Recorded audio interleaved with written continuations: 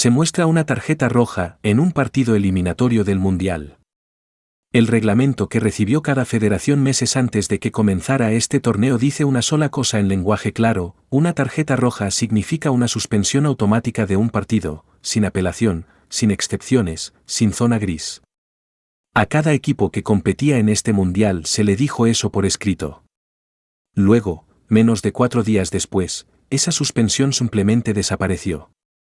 El jugador volvió a pisar el campo. Y el rival que estaba a punto de enfrentarlo se enteró no por la FIFA, no por ningún aviso oficial, sino por publicaciones en redes sociales que pasaban frente a ellos durante un viaje en autobús hacia el entrenamiento. Si eso suena como algo que no debería ser posible dentro del evento deportivo más visto del planeta, no estás equivocado al sentirlo así, y al final de este vídeo vas a entender exactamente cómo pasó, quién lo hizo posible, y por qué una de las voces políticas más fuertes del mundo está ahora en medio de una controversia futbolística que el organismo rector del fútbol europeo ha calificado como una línea roja que nunca debió cruzarse. Esta es la historia de Folarin Balogun, el delantero de Estados Unidos cuya tarjeta roja contra Bosnia y Herzegovina se convirtió en una de las reversiones disciplinarias más extrañas que el fútbol haya visto jamás. Todo comienza en el minuto 64 de ese partido. Balogun y un defensor bosnio disputaban el balón, un contacto físico ordinario, del tipo que ocurre constantemente en el fútbol de alto nivel. El árbitro en el campo ni siquiera consideró que ameritara una amonestación. El juego continuó.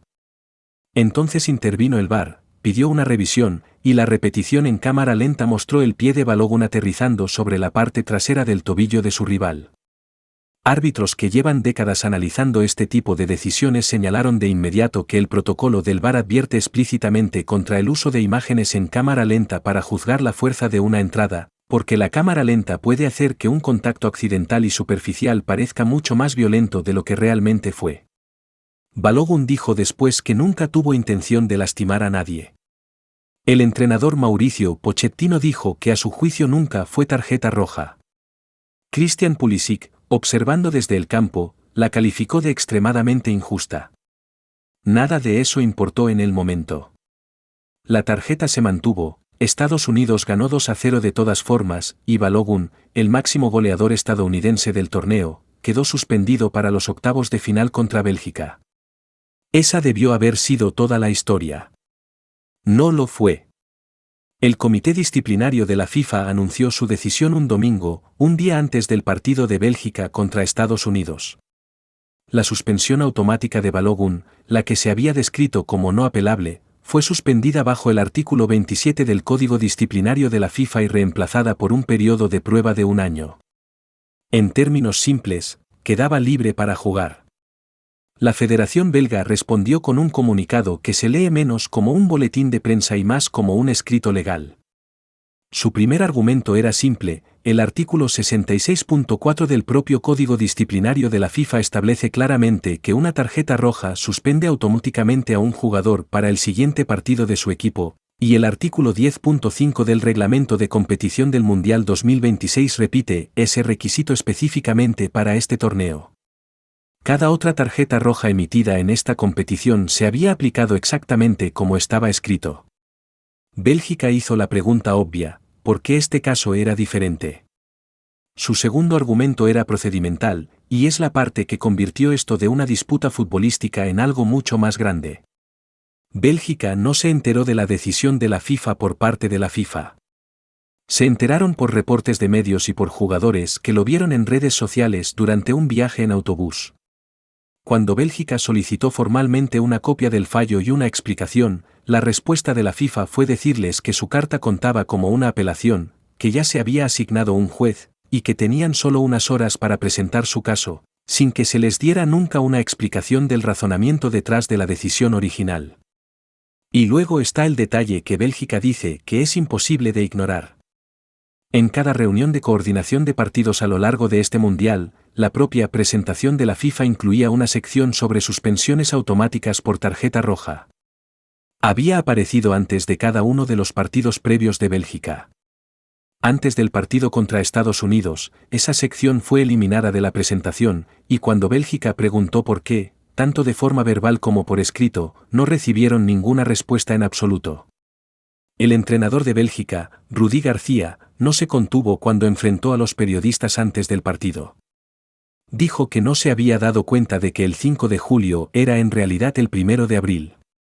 Dijo que Bélgica no estaba defendiendo solamente a su propia federación, sino que estaba defendiendo al fútbol mismo, su ética y su integridad.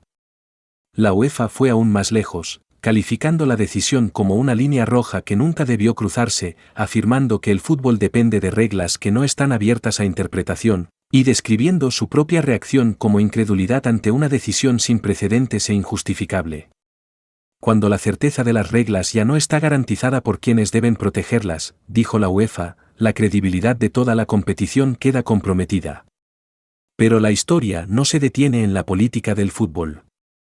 Reportes de The New York Times y de múltiples medios estadounidenses revelaron que el presidente Donald Trump llamó personalmente al presidente de la FIFA, Gianni Infantino, para pedir que se revisara la sanción de Balogun, con funcionarios estadounidenses, incluyendo a una secretaria de Comercio y a un miembro del propio grupo de trabajo de la Casa Blanca para el Mundial, ayudando presuntamente a presentar el caso ante la FIFA.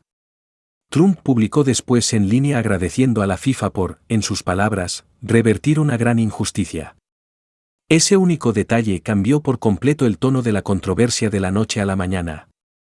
Esto ya no era simplemente una disputa sobre una tarjeta roja, se convirtió en una historia sobre influencia política presuntamente llegando directamente al proceso disciplinario de una institución deportiva, en medio del mismo torneo que ese país estaba coorganizando. Y esta no era ni siquiera la primera vez que el artículo 27 se usaba para levantar una suspensión importante antes de que entrara en vigor. La sanción de 3 partidos de Cristiano Ronaldo por una tarjeta roja en una eliminatoria del Mundial fue reducida bajo el mismo artículo antes de que comenzara el torneo, dejándolo disponible para los primeros partidos de Portugal. El argentino Nicolás Otamendi y el ecuatoriano Moisés Caicedo tuvieron sanciones de eliminatorias de un partido aplazadas de la misma manera exacta. Pero ninguno de esos casos tuvo el mismo peso, porque ninguno involucró una suspensión emitida y revertida dentro del propio torneo, con el equipo rival enterándose menos de un día completo antes del pitido inicial, a través de sus teléfonos en lugar de a través de la FIFA. Cuando finalmente comenzó el partido en Seattle, Bélgica hizo que todo el debate pareciera casi irrelevante en el marcador. Charles de Ketelaere anotó 2 goles antes del descanso, Hans Van Aken y Romelu Lukaku añadieron goles en la segunda mitad, y Bélgica ganó 4-1, dejando fuera de su propio mundial al anfitrión Estados Unidos en los octavos de final. El indulto de Balogun, el que provocó un incidente internacional, apenas importó en el campo esa noche. Pero las preguntas que dejó no han desaparecido, y no van a desaparecer pronto. Si una suspensión automática, descrita por escrito como no apelable, puede ser levantada silenciosamente menos de 24 horas antes de un partido eliminatorio, ¿qué significa realmente automático en este torneo? Si la presión política de un jefe de Estado en funciones puede, según los reportes, llegar hasta el escritorio del presidente de la FIFA en medio de un proceso disciplinario, ¿qué le dice eso a cada otra federación sobre cómo realmente se toman las decisiones detrás de puertas cerradas, lejos de las cámaras y de los aficionados? Bélgica ha dicho que esta lucha no ha terminado, que están investigando cada opción disponible y que tienen la intención de continuar en los próximos meses en defensa de lo que llaman los principios fundamentales de la competencia justa. Si eso conduce a una reforma real dentro de la FIFA o simplemente se convierte en una nota al pie de este torneo, está por verse.